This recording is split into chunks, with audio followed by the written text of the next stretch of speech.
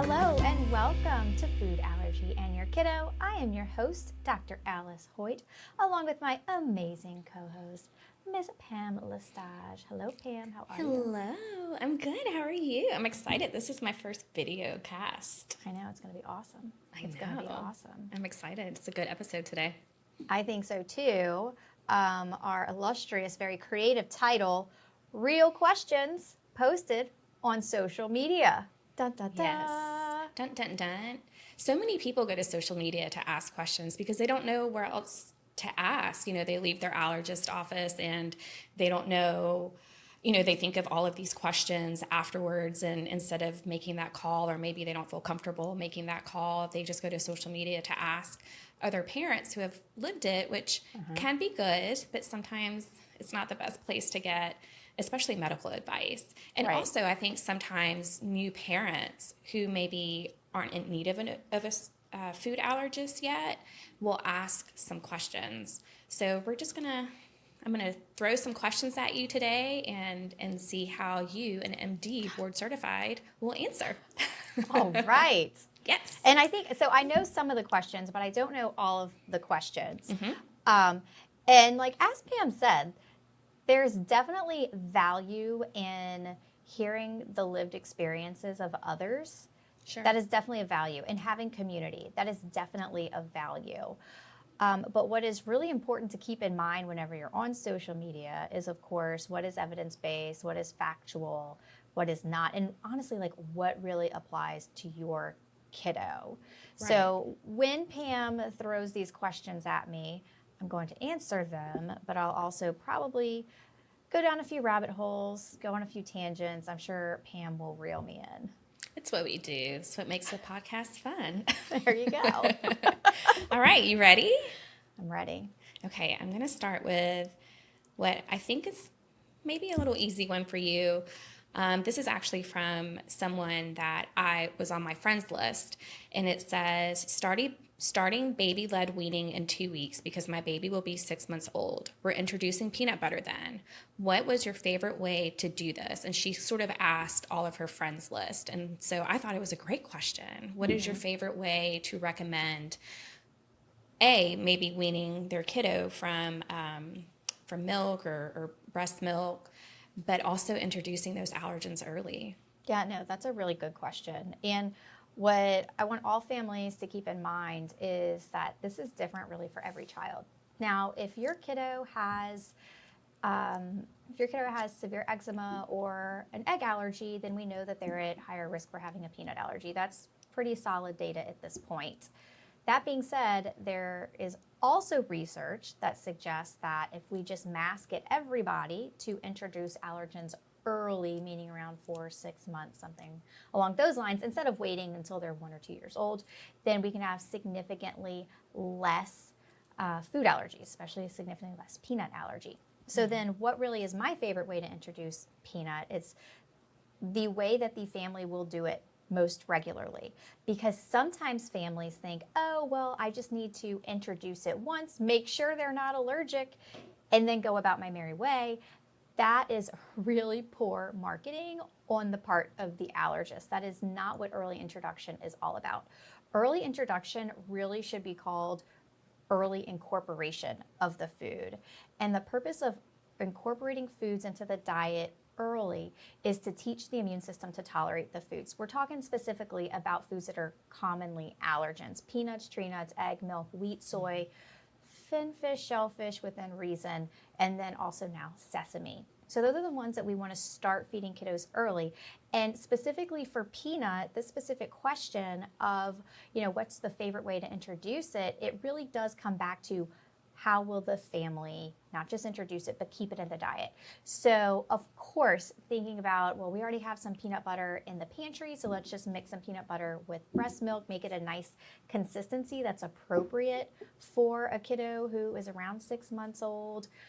If you have a kiddo younger than that, who you've talked with your allergist or you've talked with your pediatrician, and they're definitely recommending introducing peanut at 4 months to help prevent the development of peanut allergy, then you can also look at some of the products that are little packets to mix in with a bottle.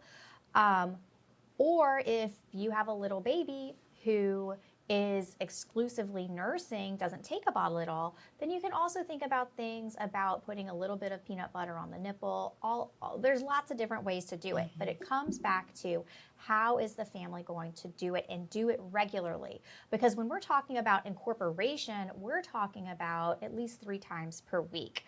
So this is where other products, especially as kiddos get older, can become super fun. And when I say older, I mean, there's just such a big difference between a 4-month-old and an 8-month-old and a 12-month-old, right? Yeah. And so puffs, I've been a spokesperson for Mission Mighty Me Puffs. I think they're a great company. They were developed in part by Gideon Lack, who is the primary author of the LEAP study.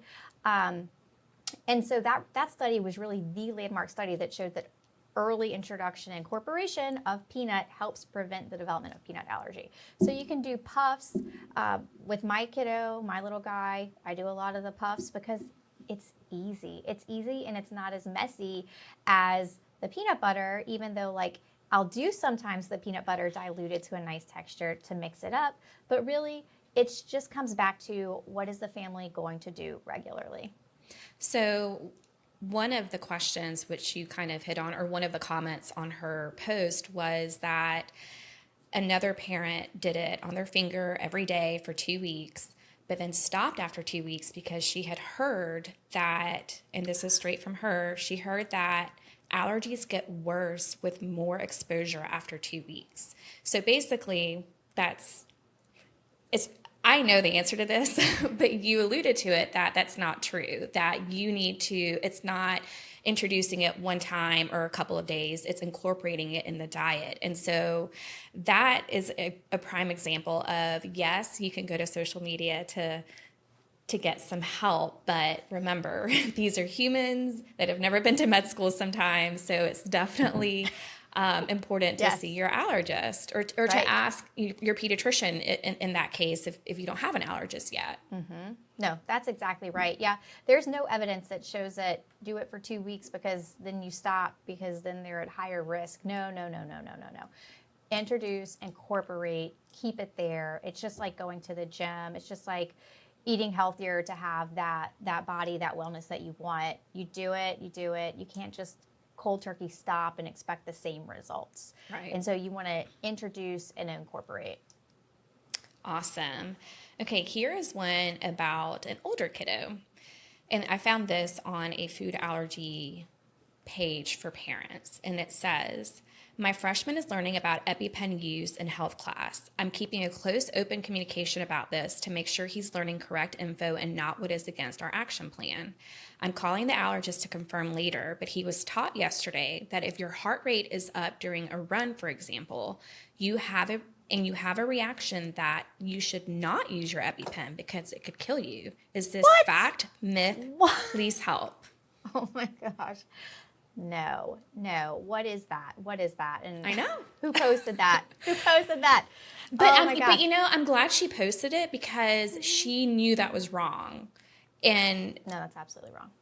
Well, it's like she knew it was wrong because she was like, let me ask my allergist. But she also posted it trying to get other people's comments. So I thought it was a great question for you. I knew you were going to have that reaction.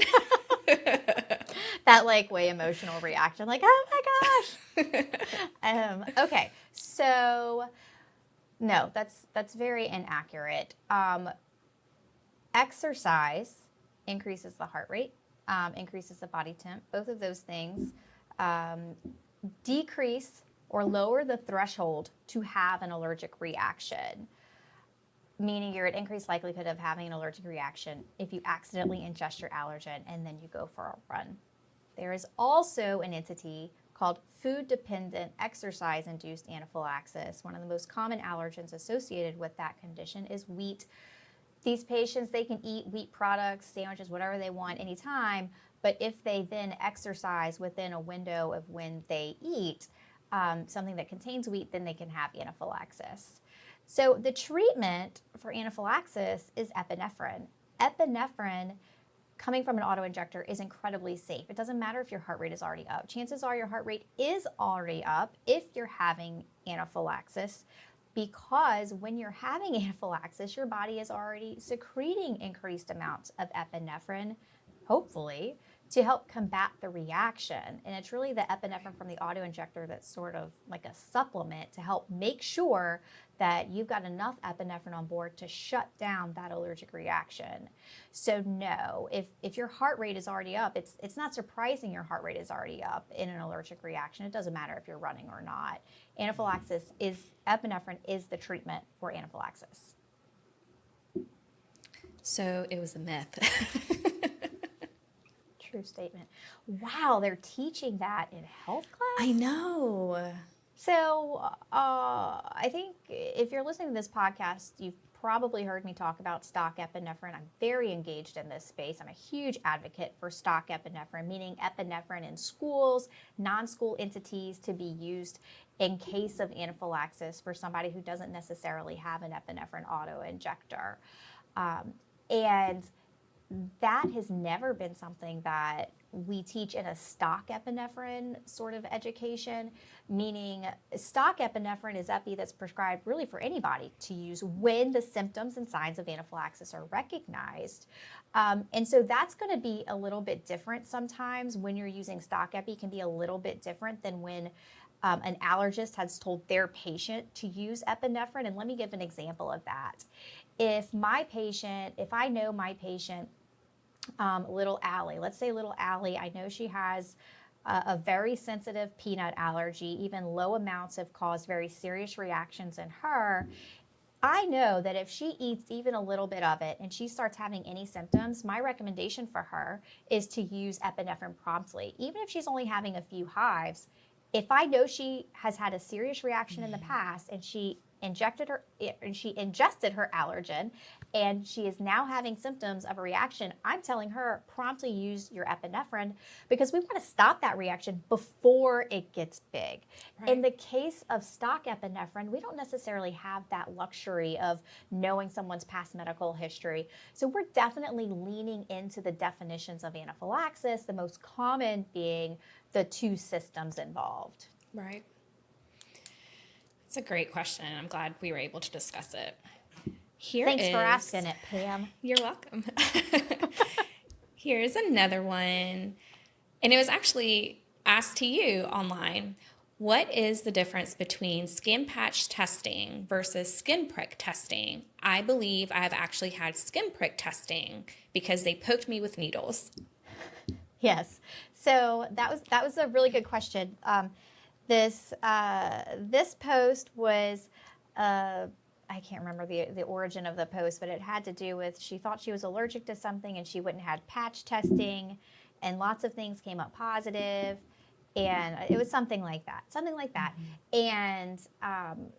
And she was asking like what to do, I think. And so I said, well, what do you mean you had patch testing? Because patch testing is testing that we as allergists and also dermatologists use to help identify different types of allergens, not anaphylactic allergens. Allergens like nickel allergy, like if you wear costume jewelry and you get like a really bad rash and stuff. That's right. A delayed hypersensitivity. It's a very different immunologic process. And so then anaphylactic food allergies. And so we use different testing for evaluation of that. And that's what patch testing is, which is little patches that are impregnated with nickel, with fragrance, which with all these different things, little patches actually get applied to the back and they stay on for a couple of days. You don't shower, and then you go back in to the doctor's office, they remove them, they look and see if there's little red marks that would suggest that there is a hypersensitivity or a delayed allergic response occurring. And then you actually go back a few more times if you're being super thorough with the patch testing, because it can take a few days for some of these allergens to induce that delayed allergic inflammation. So that's patch testing. Skin prick testing, and it's not needles that we use. We use a lot of times it's a little plastic skin pick device. There are a few different types of devices on the market. Yes, in the old days, and I'm thinking back to my residency when I was first being exposed to allergy. Like, yes, there is a method where you can use a needle, so maybe someone is still using a needle, but you're not like injecting anything. It's just very tiny, just like pricks in the skin, really just exposing that top layer of the immune system to the allergen. And you read that test after you put the little pricks on either the arm or on the back. Then you look for the little red raised itchy wheal, like little, it looks like a little mosquito bite, that wheal to appear within about 15 minutes. And so skin prick testing is used to determine whether or not allergic antibodies, specifically IgE, are on those mast cells, on those allergy cells in that top layer of the skin. And that test is ready in about 15 minutes, whereas the patch testing is used for a delayed hypersensitivity, like I said, like the costume jewelry stuff, and that's read a few days later. So that's the big difference. And so why I chimed in, because I don't, I try to be very engaged in what's going on in the food allergy social media world so that I can bring the best evidence and best information to our listeners and our viewers. So why I really like engaged in this post is because it was very concerning to me that here is a woman who is experiencing allergic symptoms and potentially had a completely incorrect evaluation. Right. And I'm going to put a plug in right now for board certified allergists, which if you have an allergy or you suspect you or your child has an allergy, then you want to see a board certified allergist. Pediatricians, ENTs, GI docs, they can provide some really great information about food allergies. Sometimes they are not as informed. And I will say, if you're a board certified allergist, you have done fellowship, you have done significant training, you are going to the conferences, you are the most engaged, you are the expert. So that is who people who have allergies should be seeing if they have suspicion of allergic disorders. So if you have a kiddo with a food allergy and you've not seen a board certified allergist, get in with a board certified allergist. That's well, I say that's awesome because that's my go-to phrase, but I knew that some people confuse skin patch testing with skin prick testing, but I have to be completely honest.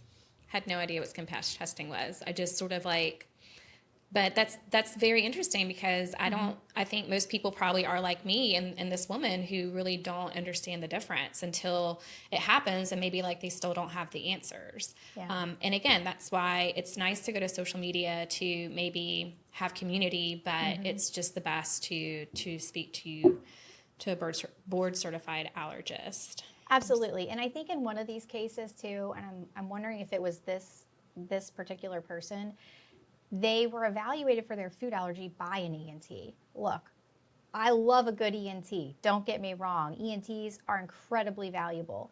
But when it comes to food allergies, you want to be evaluated by a board certified allergist. Right. It's a great question. Great answer. Okay, here's a little bit of a longer one.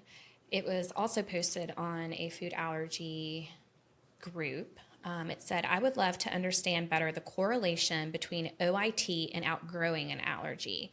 I was under the impression that they are mutually exclusive. Example, if you are doing OIT, then you're still considered allergic and have to take maintenance doses for the rest of your life, which will preclude the possibility of the allergy going away on its own. Is this wrong?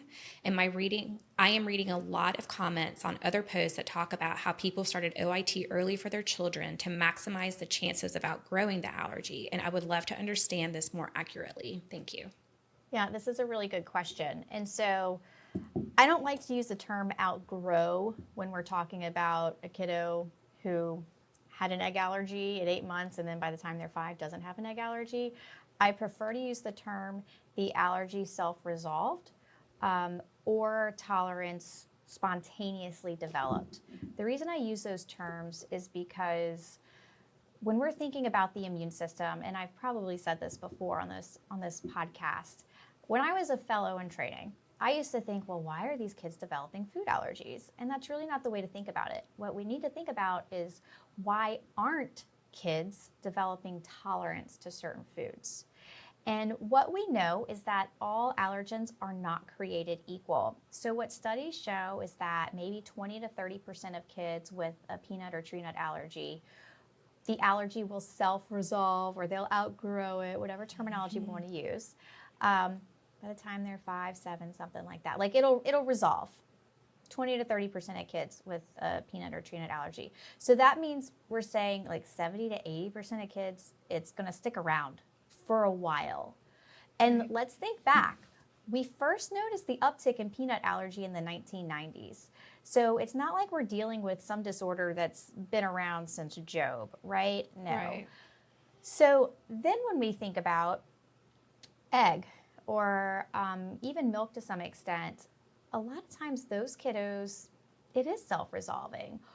Or, and this is where we need to tease out the data more, is it that it's self resolving, or is it that a lot of these kiddos are able to tolerate egg milk when it's baked? And so they have that in the diet, and it sort of is a form of immunotherapy where the baked egg, baked milk is teaching their immune system to tolerate the protein. And then by the time they're 5, 6, 7, whatever, starting school, then the the allergy has resolved. And is it really that it was outgrown, that their immune system outgrew it, or was it that it was in the diet? Well, we know that evidence tells us that if it's in the diet, it can help in many cases develop tolerance.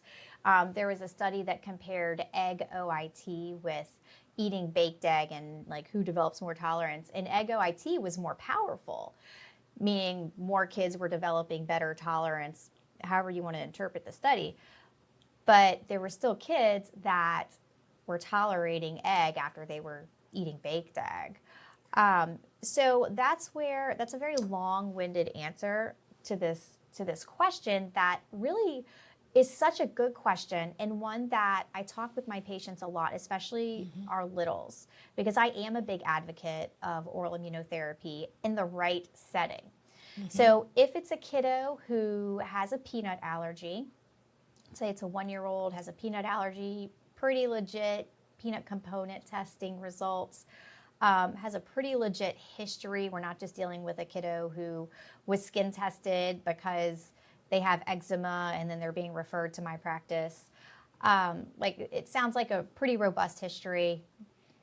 So in that kiddo, we look at what the reaction history has been and what is the likelihood of it self-resolving. That is going to be a very different, it's a very different case than when we have a kiddo who had hives at 8 months with scrambled egg, has a negative ingestion challenge to baked egg, and that's the only allergy they're dealing with. In that case, very rarely do I encourage, if ever, OIT for egg if the only allergen they're dealing with is egg and they can tolerate baked egg. It's just Right. very rare. Now, if they're already doing OIT for peanut and they have this egg allergy, then will we do OIT for egg too? Yeah, we typically will. So that's where it can be very allergen specific, very patient specific.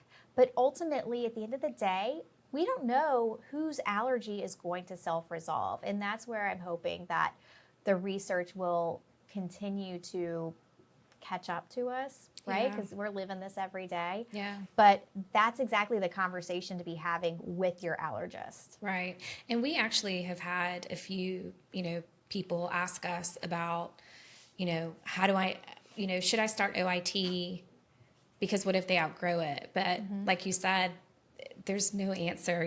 I think Right. a lot of times we as parents of allergic kids or of kids who have allergies want to know the definitives. I think we all do as parents, yeah, as right? humans. We want to know, we want to see the outcome, and especially as parents with kiddos who have food allergies, we're trying to juggle, what are my best options? If I don't do this, and then will this happen? Or if I do this, but this happens, and and so like there's a lot of what ifs, and I find as a person who speaks with parents as the care navigator for your practice, sometimes they struggle with OIT or slit before they come see you because they just want to know the answers. And I often have to tell them, we don't know. Sometimes we just don't know. And what Dr. Hoyt will recommend is the best next steps, because we can't see into the future. We can't, Right. we hope that little Joe is going to outgrow his egg allergy at at whatever, time, or resolve. See, I use the wrong terms too.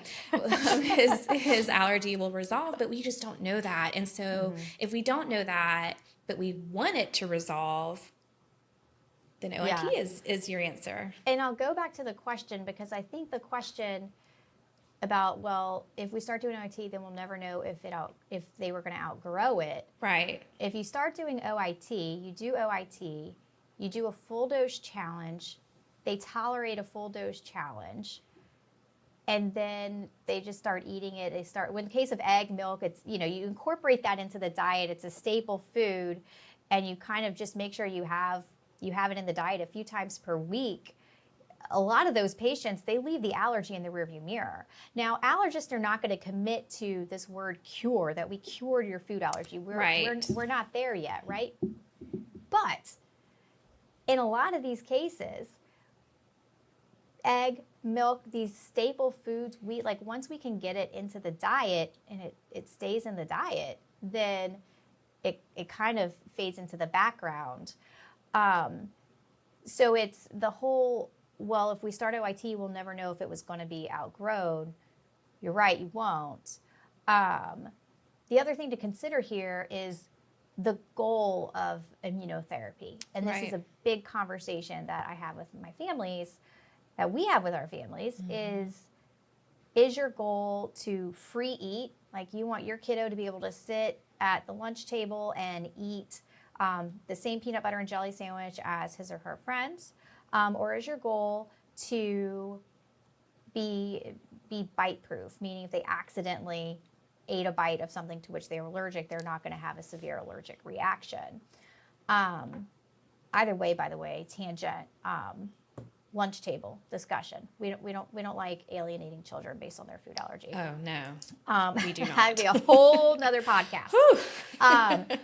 But what really is your goal with oral immunotherapy? And so many families, they want their kid to have that level of protection, that, whether they're 4 and they accidentally eat their friend's cookie, or they're 14 and they're out ordering food and somebody accidentally serves them something that has their allergen in it. Right. They just want that level of safety, and that's what OIT can do. So even if you don't know if a kiddo is going to develop tolerance, some families still want that level of protection that you can get with immunotherapy. And I think it's important too, especially to our listeners, that and what we tell patients is that, as with allergies, oral immunotherapy is very individualized as well. Just because XYZ reach a certain level does not mean that you will. It all is so dependent on that child's body or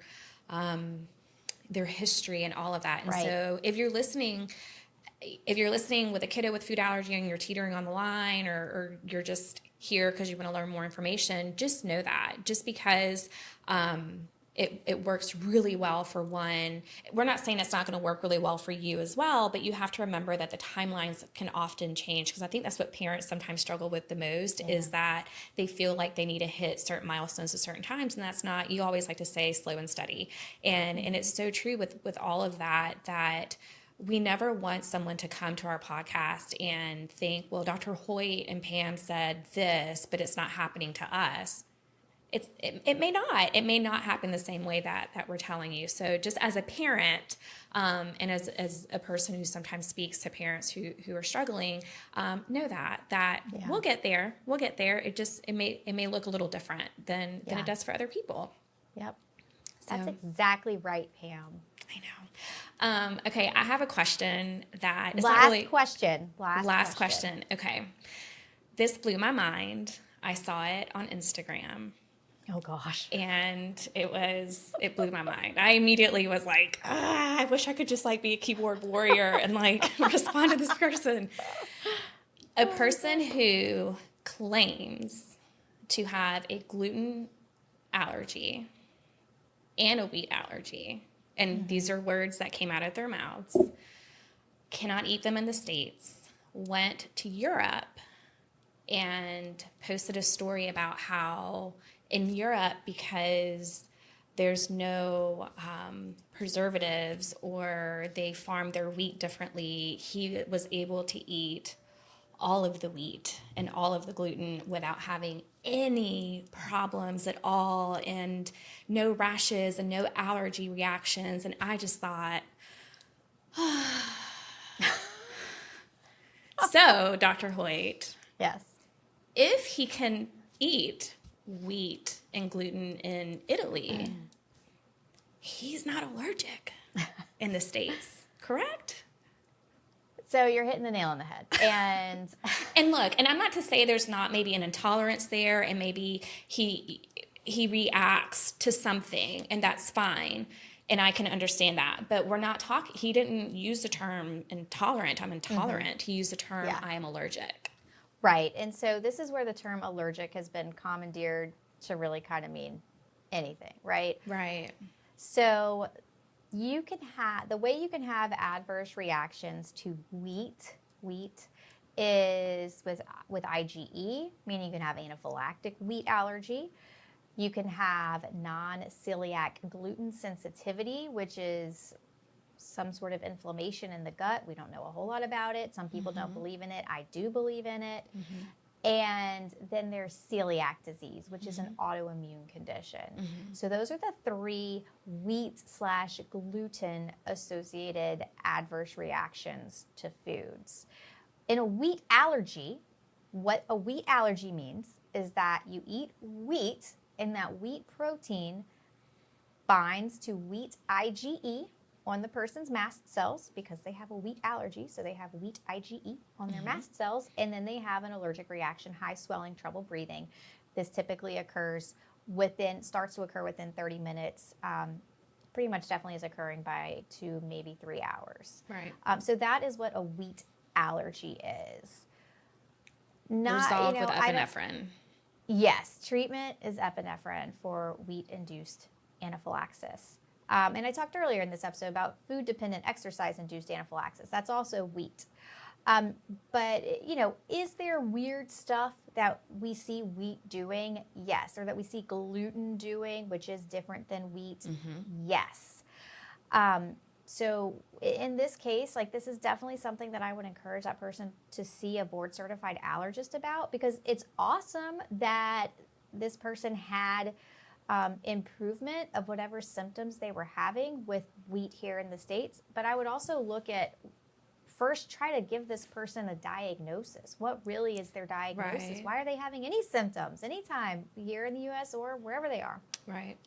And what they might also be getting at is some of the changes that have been made to wheat plants and all of these things, right? Genetic modification of foods, blah, blah, blah, blah, blah. I'm not going to go down that rabbit hole. But of course, if we're having genetic modifications of foods, could that impact the way the immune system recognizes them? Just like if we process foods differently, can that affect the way the immune system recognizes them, interacts with them? Sure. Yeah.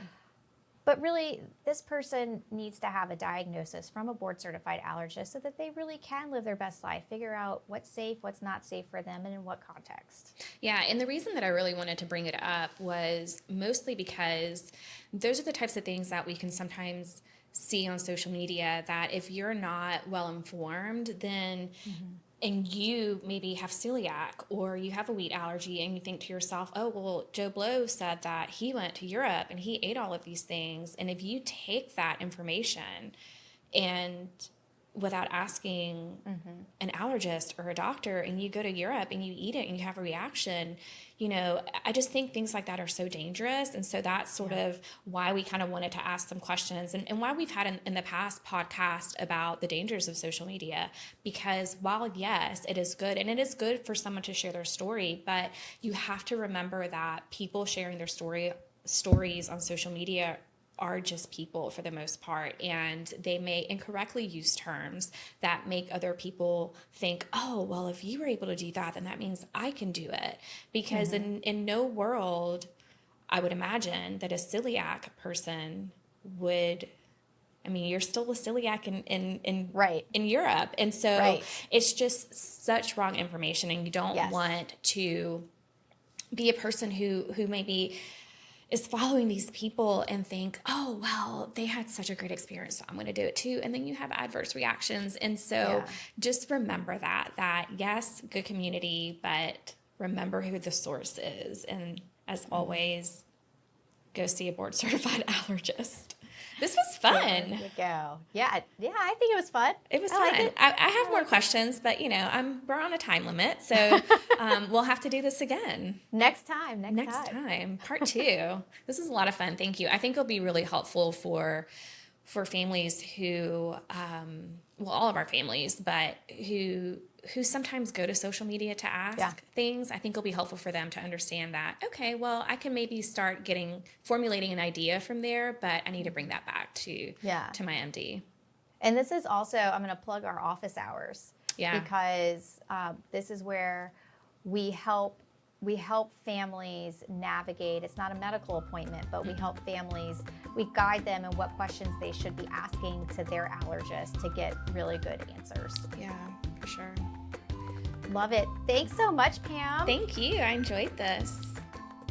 Thanks so much for tuning in. Remember, I'm an allergist, but I'm not your allergist. So talk with your allergist about what you learned today.